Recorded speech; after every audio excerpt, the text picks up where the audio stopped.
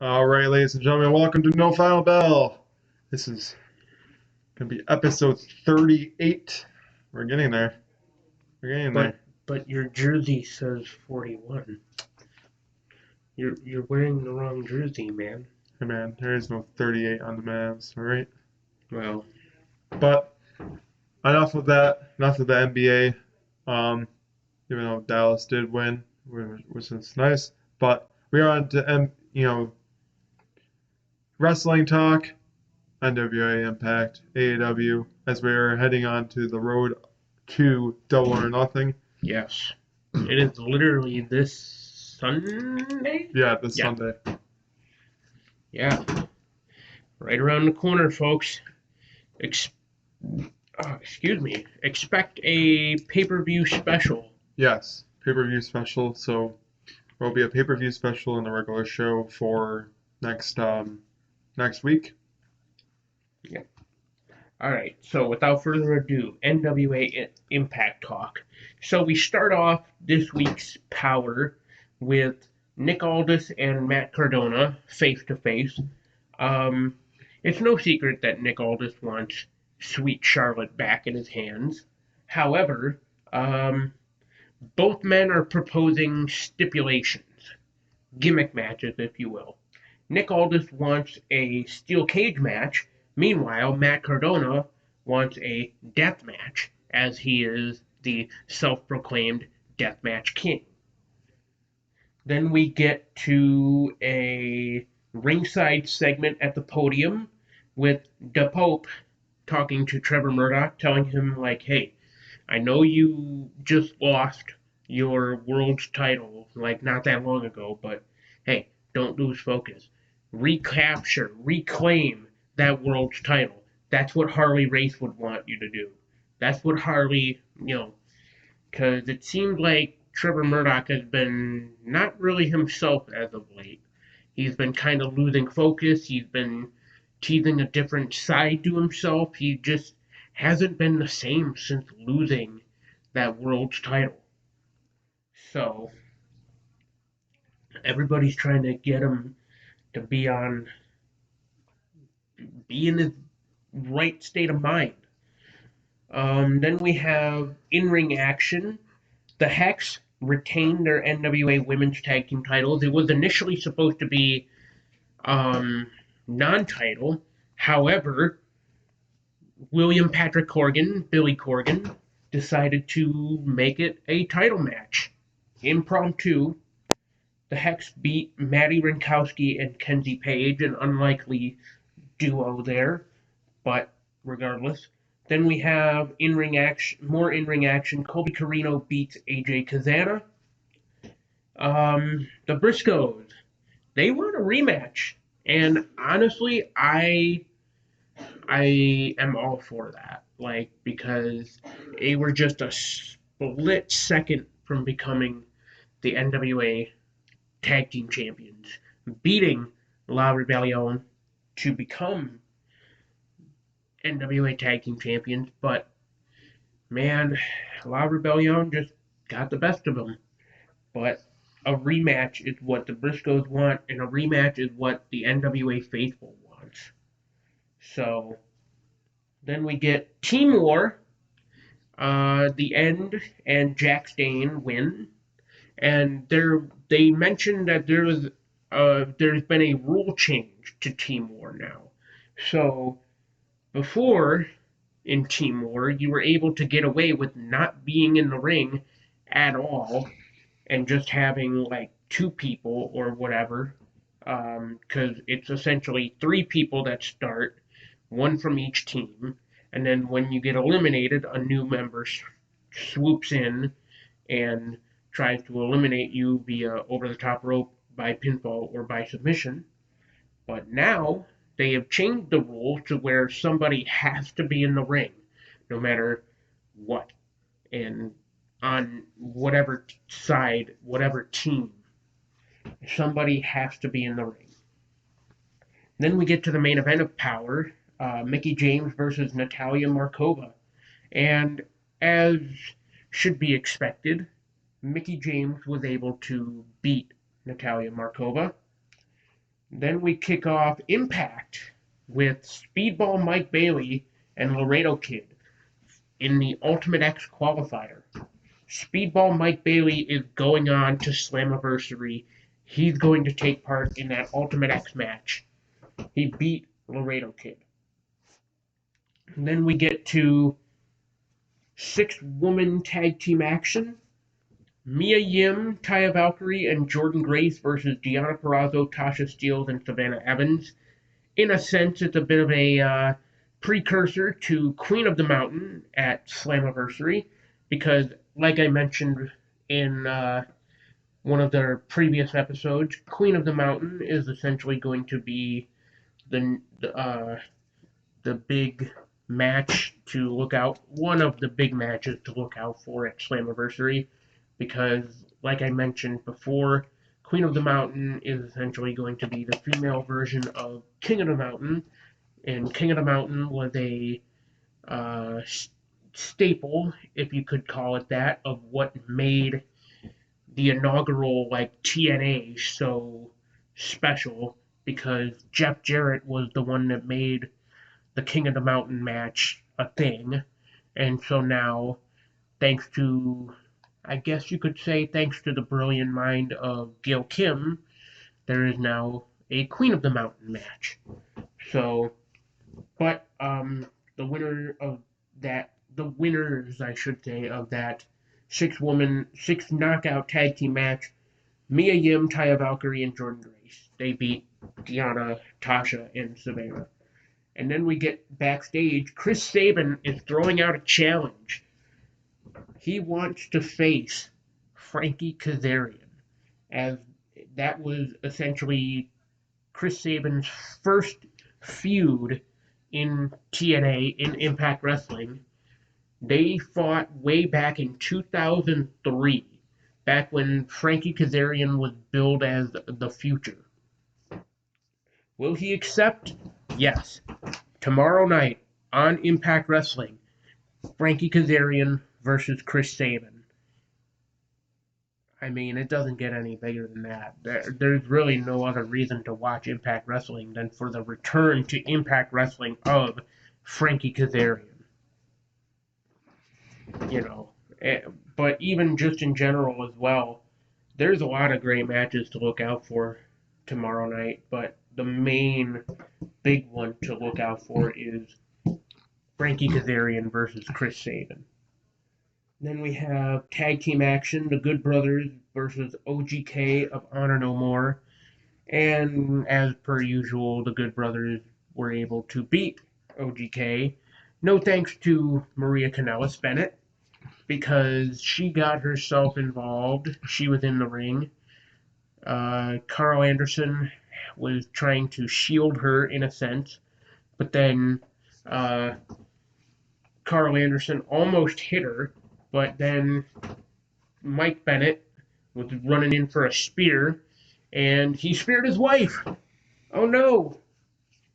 So that's how that happened. Then we have Masha Slamovich in a squash match against Shauna Reed. She beat her, but surprisingly enough, now it seems that Masha Slamovich is actually going to get some real competition. No offense to any of the local talent that has been in the ring with Masha, but at least now Havoc steps up to Masha after the match, and they will be competing in a match tonight. Or, I'm sorry, not tonight. Tomorrow night. Tomorrow night, Masha Slamovich and Havoc. So finally, Masha Slamovich gets a real opponent. And then we have a backstage segment with Raj Singh and Mahabali Shera. They're talking down Bhupinder Gujjar, and then Bhupinder is like, "Hey, I'm here. Like, let's go." And they're like, "Oh, this is typical of you. You know, you're at a disadvantage. There's 2 of us and 1 of you." Who steps up to seemingly align himself with Bhupinder, but W. Morrissey, the big man, the 7-foot tall man. has seemingly stepped up and aligned himself with Bhupinder to take on Raj Singh and Mahabali Shera. That is another match that is happening tomorrow night. And like I mentioned, Masha Slamovich and Havoc next tomorrow night. But also tomorrow night, big one to look out for. Trey Miguel versus Alex Shelley, Ultimate X qualifier. That's a match to look out for. Then also tomorrow night, Jordan Grace versus Chelsea Green, and but also we have the main event of Impact Wrestling, the tag team titles on the line. The Briscoes versus Violent by Design. Will they retain? Will Violent by Design recapture? No. The Briscoes beat Violent by Design to retain. Meanwhile, Josh Alexander has his sights set on Slammiversary and Eric Young, but gets beaten down by Violent by Design, with the Briscoes stepping in to fend them off. Could we see a six-man tag team match tomorrow night? It would make the most sense. Signs seem like they're pointing that way. I mean, that's usually what happens in pro wrestling. I've been watching enough and been watching way too much to know how this stuff usually works. It's very possible that we could get a six-man tag team match tomorrow night. So that's all for Impact and NWA. Let's get on to AEW. What happened? Yeah, it's very interesting stuff. Start off with Samoa Joe in the Owen Hart tournament, Foundation tournament, and who else better to be a Joker? Well, it wasn't who we thought it was. It was a Johnny. That's just not the Johnny we thought it was gonna be. Yes, Johnny Elite, Johnny Mundo, Johnny Impact, Johnny Game Changer, Johnny Blackcraft, Johnny Nitro, John Morris. Yes, Johnny. Way too many names. Was the Joker. And had a pretty good match between him and... It was a pretty good match to start off Dynamite with him and Samoa Joe. Now, don't get me wrong. Yes, it was a great match. I'm not taking that away. But I don't think that he's currently signed with AEW, to my knowledge. I don't think so either. But also, can we just mention that debut, if you even want to call it that, it was a bit underwhelming. I hate to say it, but it was underwhelming. I'm just going to say this now. It would not shock me if Samoa Joe does win it all this tournament. It's probably going to be built up to be Adam Cole versus Samoa Joe, which will be a really good match to see at Double or Nothing. Not going to lie. Well, my thing with that is it's fine and dandy if that's what you want to do, but at the same time, not just like the Owen Cup being on the line, but the television title for Ring of Honor being on the line. I don't see that happening. But yes, Johnny Elite was the Joker and loses. I know, very odd. Debut. Did we expect Joker, anything less, though? Have him lose to Samoa Joe. Makes sense. Samoa Joe is getting built up to be, as he should be. Seems like a megastar into AEW, which is nice to see. As he should be. And I'm glad he should. He really does deserve it. But Samoa Joe advances in the Owen Hart tournament, and then Joe gets beaten down by. Did you expect that to happen? Jay Lethal and Dot and Sang. Now I'm gonna go on record now and say. But gets saved by the best friends. Yeah, that one's a little interesting. But I am gonna go on record right now and say that would it possibly have made more sense if Satnam Singh were the Joker to go up against Samoa Joe? Yeah, but I mean... But here's the thing, and I can see I can probably see why it didn't work out that way. It's probably because Satnam hasn't had a lot of time to really get himself into like what you would call like ring shape, and like Yeah, he hasn't had a lot of like in-ring training.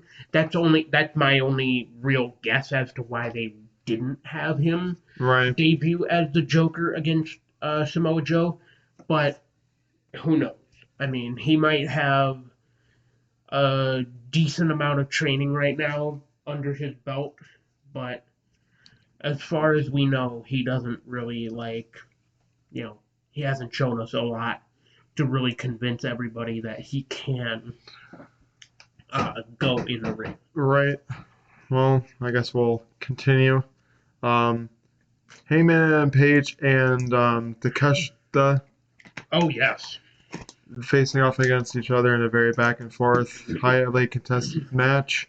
Um, Heyman and Page does beat Takeshita with the GTS yeah. because the week before Punk beat um, John Silver with the Buckshot Lariat in Long Island, New York. So it only makes sense to have Heyman return the favor and use the GTS to beat Takeshita. Um, hmm and then Punk stares the champ down on the ramp, and Oh then yeah, Champ he holds was his pissed. and then Champ holds his title up. Will this be an amazing main event? Of course, it's going to I be. have It's no going to doubt be in a my mind it'll be. five-star main event between Yeah. Hangman Adam Page and CM Punk. Um, as far as who could win right now, I have no idea. I don't think I see CM Punk winning right then and there. But if it does happen, it does happen. But I just don't think it's the right time for CM Punk to be the world champion right now, at least. If not now, then certainly in like probably a year's time or maybe a few months' time, he could be world champion. But you know, we'll just have to wait and see what happens at Double or Nothing this Sunday. So moving forward, Keith Lee and Swerve Strickland are getting involved into Now, a very big tag team title picture. yes, and let me cut you off there and say that I like as much as I would love for them to like either way, I'm gonna be really looking forward to that match. That triple threat tag team title match because like regardless of who wins, I'll be okay with the result. Because at the end of the day, whether it's Jurassic Express retaining, like at least we'll know that they'll continue to put on bangers. If it's uh, Limitless Swerve or whatever, okay, maybe that's a bad name for them, but either way, Keith Lee and Swerve Strickland, if it's them, at least we know that they'll carry the tag team titles they'll even have some bangers, and even then, we know that they could possibly be a great duo to hold the tag team titles.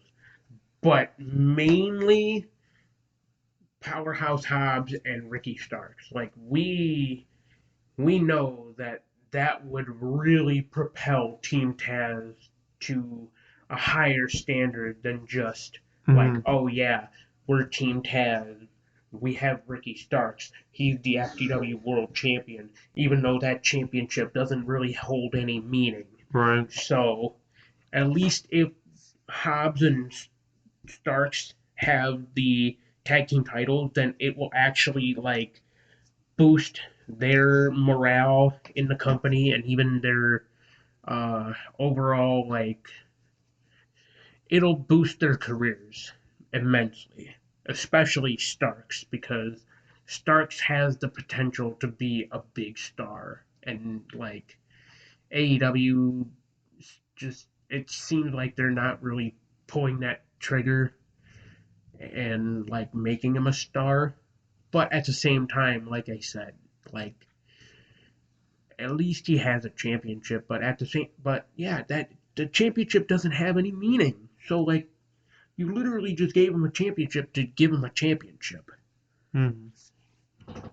So Keith Lee does in Swerve Strickland does beat the Workhorsemen, and with that win propels him to being a top 5 tag team. And then Team Taz come out, and then Jurassic Express come out and say that they're the best. And then they challenge both teams for the tag team titles, a double or nothing.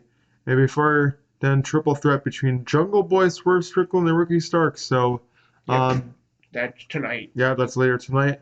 But between those 3 tag teams, who do you think is your best bet to, leave double or nothing, leave Las Vegas as the AEW tag team champions? Well, see, on the go home show, who has the momentum going into the tag team match? I think it would probably be Swerve's to get the win in the triple threat match, and like it would like lead the example, I guess you could say, of like, oh yeah, Swerve and Keith Lee have the momentum, have the have the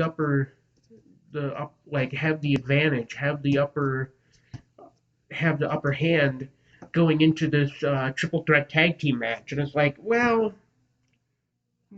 it's fine and dandy that like they're gonna have the upper hand and like they're gonna possibly have an advantage going into the triple threat tag team match, but at the same time, it's like that, just because they look good on the go home show or whatever, it doesn't always mean that they're gonna win. Mm-hmm. So, but we'll see what happens. Then, next is part of the stipulations for Wardlow. He had to take the 10 lashes on live television. But it was very different than when Cody took the 10 lashes. He just took them and Wardlow just had absolutely almost no reaction. Absolutely to no reaction. Just the belt. Laughed it off. I mean, he had, towards the end, yes, he felt it. Well, but he sold the effect of. He takes them. Then next week he'll face off against Shawn Spears in a cage match. But gets beaten down before then. Yep. And should be expected. Yeah. So, and going forward, Roppongi Face are back full time and want any title they can get. Thoughts? Well, tonight they are going up against FTR for the Ring of Honor Tag Team titles. So that's a stop. I mean, that's something. I have no doubt in my mind that that's going to be a great title match, And even then, FTR is pretty much on a quest to like earn more tag team gold. They want the AEW tag team titles, but ultimately, before anything else. So they pretty much want to become 2-time AEW tag team champions. And rightfully so. Yes. So yeah. We'll talk about more tag team gold with FTR later. Then Kyle O'Reilly and Ray Phoenix face off against each other. Kyle O'Reilly moves on into the Owen Hart Foundation tournament, and beats Ray Phoenix with the armbar. Hate to say it, Ray. I don't think you should have been in the tournament to begin with. So it's nice to see Kyle O'Reilly win and move on.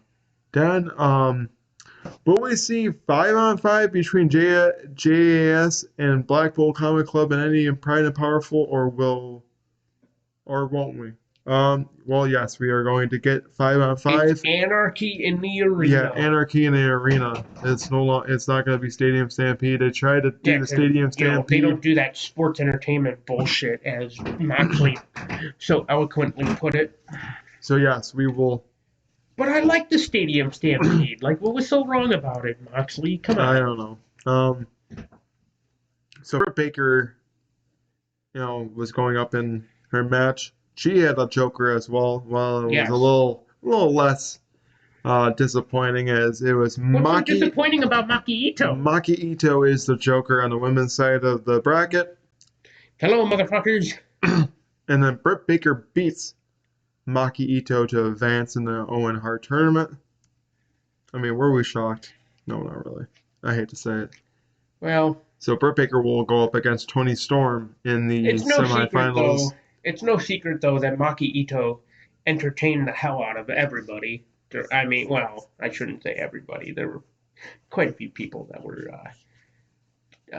very disappointed in Maki Ito and So, just in general with the match. But right. regardless, I was entertained by Maki Ito. Serena She's Deeb hilarious. heard what was said Ah, yes. and wants to confront them. Said that she had paid her dues to get where she is today. And then Thunder Rosa comes down and gets beat down by Deeb, who takes the title.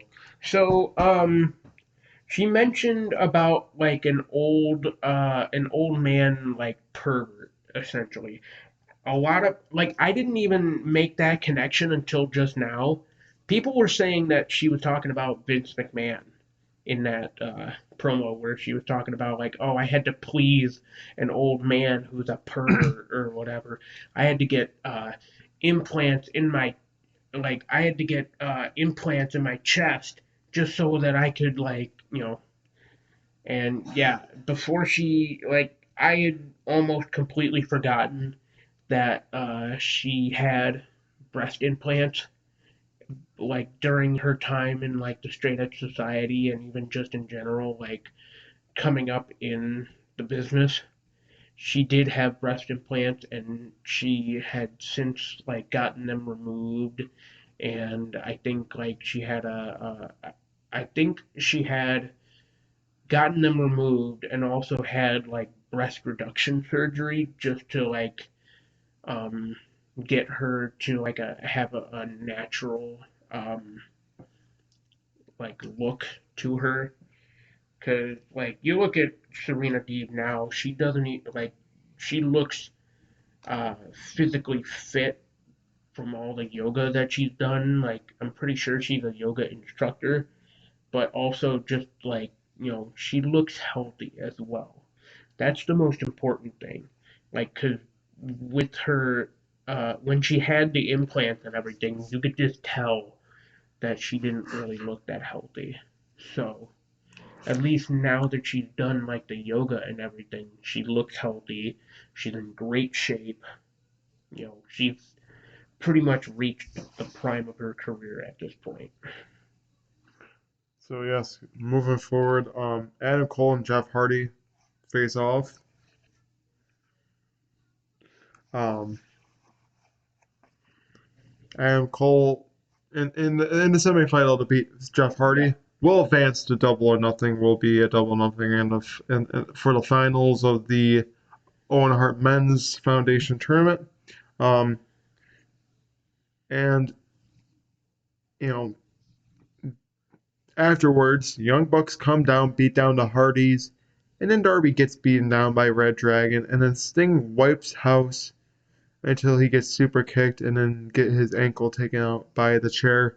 Um, it has been confirmed we are going to get the Hardys and the Young Bucks at Double or Nothing. Um, we could possibly see Red Dragon versus Sting and Darby too. I'm not taking it out of the question. I really am not. Yeah, but the thing is, you said Sting was the one that had his leg in the chair. Yeah, he was the. He would have to sell the injury to his leg. He would have to sell getting Pillmanized. But I mean, who's to say like they couldn't put like a ankle brace on him or something, like a walking boot or whatever. Yeah, so I mean, I'm not like I said, I'm not out. It's not out of the question that you know that kind of match is going to happen. But yeah, that was the main event of double of uh, Dynamite. We are heading into the Rampage side of things, uh, where House of Black beats Fuego del Sol, Evil Uno, and number 10 Preston Vance. We'll be shocked. I mean, House of Black has been one dominant trio, but who better then Death Triangle to make it official. The face-off against the House of Black at Double or Nothing. It will be a 6-man tag team match. The House of Black, trios versus trio. House of Black versus Death Triangle. It was gonna happen regardless, and I'm glad it's now happening at Double or Nothing. It should have happened last pay-per-view, but of course, Rey Fenix's injury took him out of the equation, and it couldn't have happened. So now we are going to get it this time around. Hopefully, no injuries for Rey Fenix beforehand. Please, thank you. Yes. So moving forward, there wasn't really much that happened on Rampage. It was more so a lot of action, some talk in the back, but FTR are vying to be the IWGP Tag Team Champs before their match against Roppongi Vice. I don't know if that's going to be before. I don't know if it's after. I don't know exactly what is going on with that, but they vow to eventually go after those tag team titles and win them. As they should. Although a lot of people were saying, make them the new belt collectors. Well, I hate to say it. You know what? I can see FTR versus the Hardys, and here's why I say this. It can be like the whole. Well, we were the title collectors before you guys were. Yeah. So like the whole Hardys Expedition of Gold thing. I'm gonna vow this now. AEW, do everything in your power to have the Hardys versus FTR. Whatever title on the line. Yes. Writes itself. Yeah. Because you can be like, well, we had the Expedition of Gold before you guys were the collectors of titles. Yeah. So I can see it happening. As far as the match at Double or Nothing, don't be shocked if the Broken Hardys get somehow and like they turn into the Broken Hardys at Double or Nothing. The match is being billed as Elite versus Delete. So I think it's going to be coming sooner than later because fans are already chanting Brother Nero. Yeah. So I'm really thinking that the fans really want the Broken Hardys in AEW so badly, and it would be the right time for it. Yeah. But yeah, that's exactly what's happening. So Shawn Spears says he's going to go up against the Giant. That Giant, you probably remember him in WWE. Killian Dane. Killian Dane. Well, his name is Big Damo. Big Damo. He faces WCPW. He faces off against Big Damo, and surprisingly, I'm kind of shocked about this that he beats Big Damo. It claims he's a Giant Killer. I mean, I kind of expected him to beat the Giant or. I am shocked. I'm glad that Shawn Spears is getting opportunities in AEW. Yes, it's on Rampage more so than it's Dynamite. I mean, I will say this: I am a little let down by the fact that the Giant was not Andrew Everett, but that's just me. He's 7'4", damn it. So now Shawn Spears will face off against Wardlow later tonight. In the steel cage. I hate to say it there, Shawn Spears. I don't think you're going to get so much luck because when you have a man that has an MMA background and you put him in a cage, you're not going to have great success. Yes, I get it. Wardlow doesn't have a great track record in steel cages, but well, he also doesn't have a good track record in a octagon style. I know. Because remember when he fought Jake Hager in an MMA rule style match? Yeah, I do. And lost. So yeah, that's probably what he was talking about, where he's 0-2. So I think he's gonna break the streak. Yeah. I think he's gonna beat his losing streak, and he's gonna beat Shawn Spears. Of course, AEW. AEW would be stupid to not have Wardlow versus MGF at Double or Nothing. So it's gonna happen. Of course, next we talked about it. Thoughts on Young Bucks, Hardys. Hardys, I think, are going to beat Young Bucks. Going to, tease the broken side of themselves. I think that afterwards, you might as well just build FTR versus the Hardys with the whole thing with well, we were on the expedition of gold before you guys were collecting belts and other promotions. So I think that's what's going to happen. If it doesn't happen to AEW, you don't watch the show then. Um, then Chris Statlander surprisingly beats Red Velvet. She wasn't even supposed to be there. She was not supposed to be the one. She was supposed to be Hikaru Shida. But makes you think, makes you wonder, if it was Hikaru Shida, would she have beaten Red Velvet as well? But yeah, then afterwards gets taken out by the baddies, and then Ruby Soho comes out to help her out. But Cargo beats Ruby Soho down, and then Anna Jay helps them out. As weird as it, I know, I was about to say, as weird as it is, I don't know how that made any sort of sense other than Jay Cargill saying, "Oh, I want Anna Jay at Double or Nothing for the TBS Championship." What? How? Let me tell you something. We've seen Anna Jay versus Jay Cargill for the TBS Championship before, and we all know the outcome. Anna Jay lost, got her ass beat by Jay Cargill, part of her undefeated streak. I hate to say it again, Anna Jay, you're not fit to be a champion right now. You're barely seen on television. You're just getting handed these title opportunities because they literally have nobody else for Jade Cargill at this point.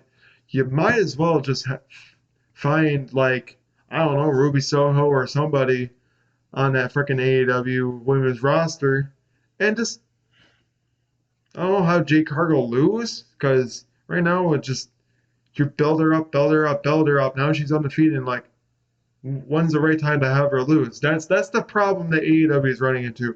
They're losing. They're running out of ideas of who to have her go up against.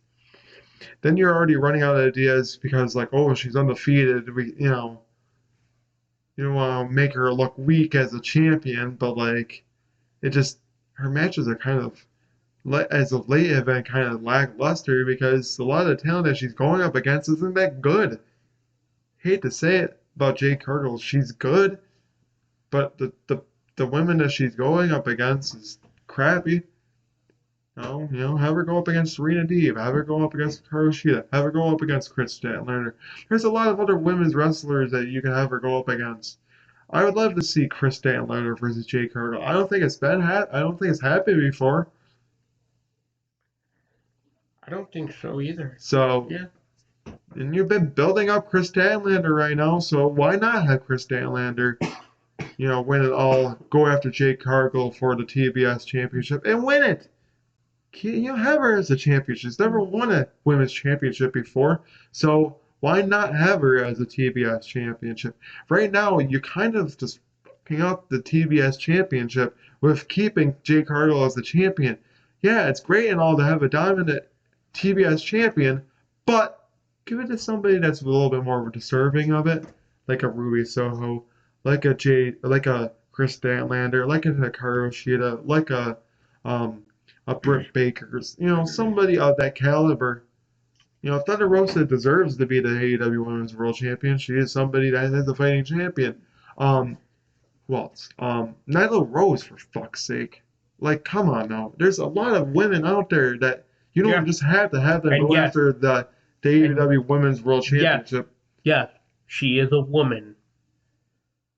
She's looking at you, Ringside News. You transphobe.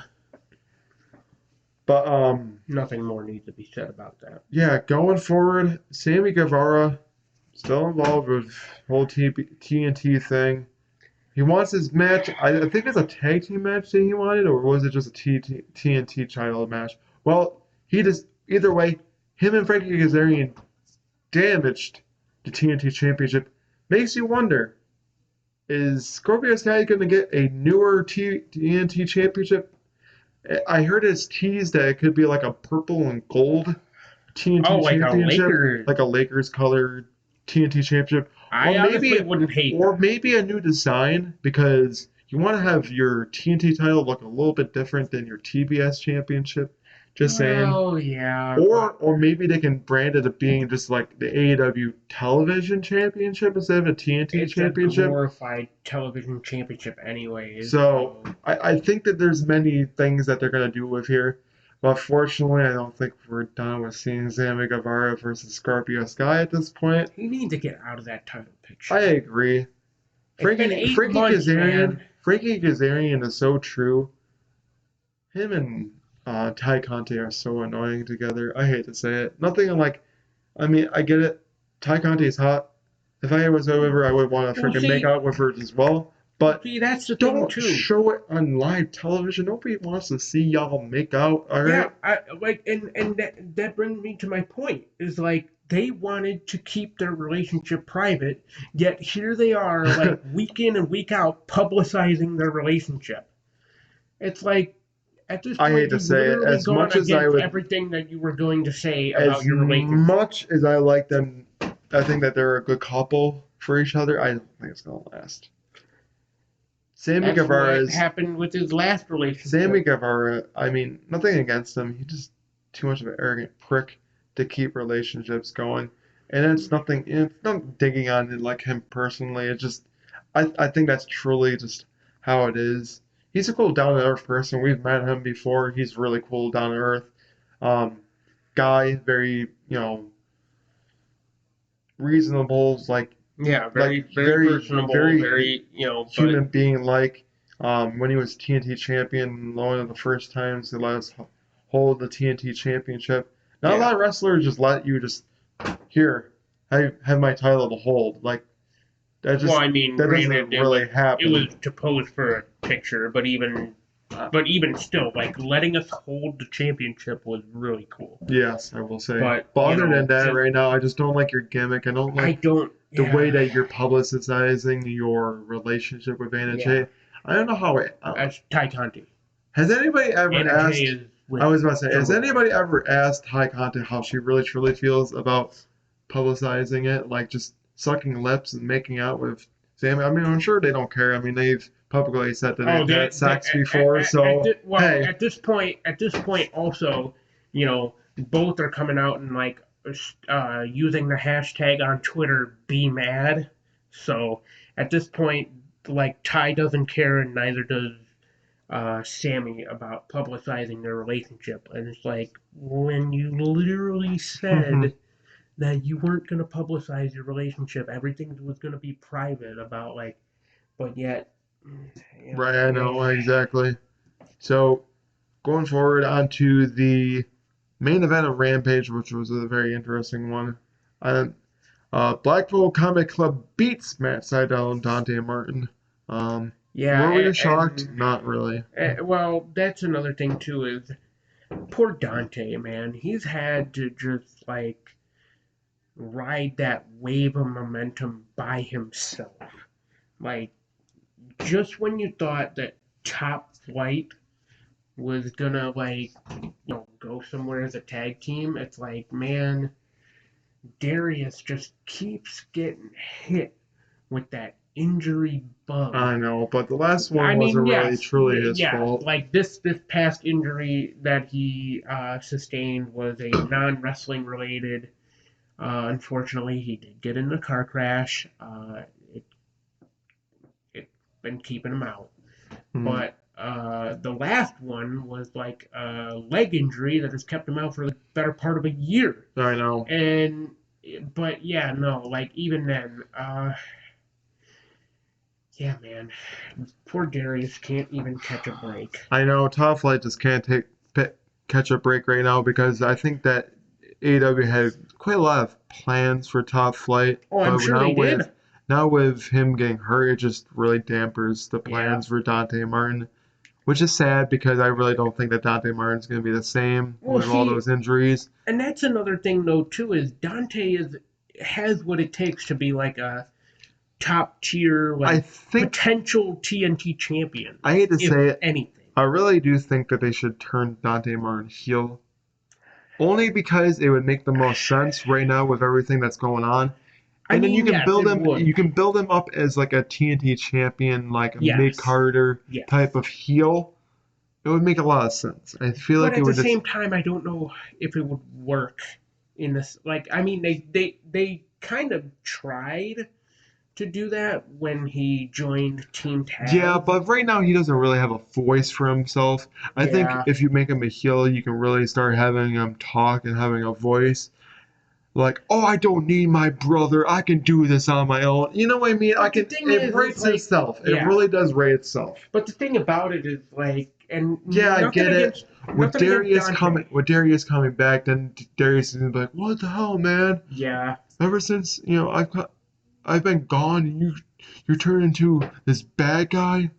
So But at the same we'll see. time, nothing against Dante. It's just that I don't really see him If you're doing gonna the have him, talking. if you're gonna have him paired up with Matt Sydal, please have him do more than just getting squashed every single time they Yeah. face off against another tag team, because it just derails all the momentum that you Yeah. had with Dante Martin for that past year that his brother was out. Yes. If right now it's like he hasn't been winning. He all of his momentum that you had him as a singles guy has been derailed. Okay, yeah, I get it. He's getting losses as a tag team guy and not as a singles guy, but he's also had quite a lot of losses in the singles reign Yeah. as well as of late. So what I was gonna say though is, like, I don't, no disrespect to Dante and nothing against him, like, personally. I just don't see him doing any of the, like, he's not that great of a promo guy.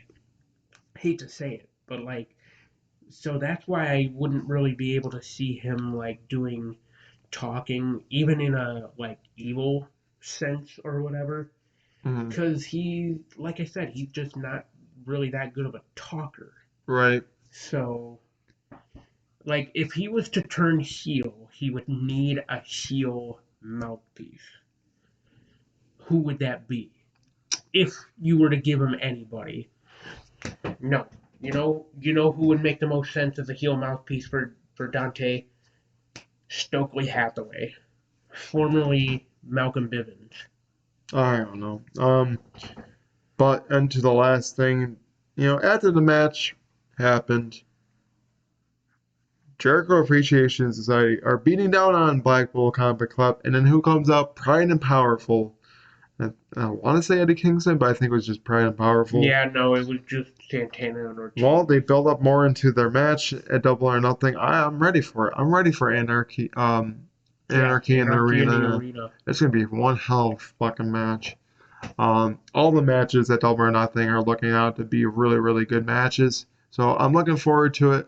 Everybody, please make sure to watch out for the pay-per-view special as well as episode 39. Yeah, 39. So next week, that's what's going to happen. This is going to conclude this episode of No Final Bell. Please make sure to follow us on social media at Tinkle Sports and Tinkle Sports. Yeah, just Tinkle Sports, not entertainment. Follow us on social media just at Tinkle Sports. There, sorry. But if you want, you can check out our YouTube channel at Tinkle Sports Entertainment. TSE is right there. Yep. And then of course every Wednesday, typically it's supposed to be at 5 p.m., but sometimes it's later because we have lives outside of just recording this all the time. So typically every Wednesday for No Final Bell. We have Sunday Monday Tinkle every Sunday at 9 a.m. And then of course Out of Turn 4 every Tuesday at 5. So please make sure to watch all of those other episodes. We are going to make an announcement about this coming out, soon. It will be, coming out later later sometime tonight. But make sure to watch all of our other things. Like, comment, subscribe. Let us know how we're doing. All that fun jazz. Of course, everyone. See you in the next episode.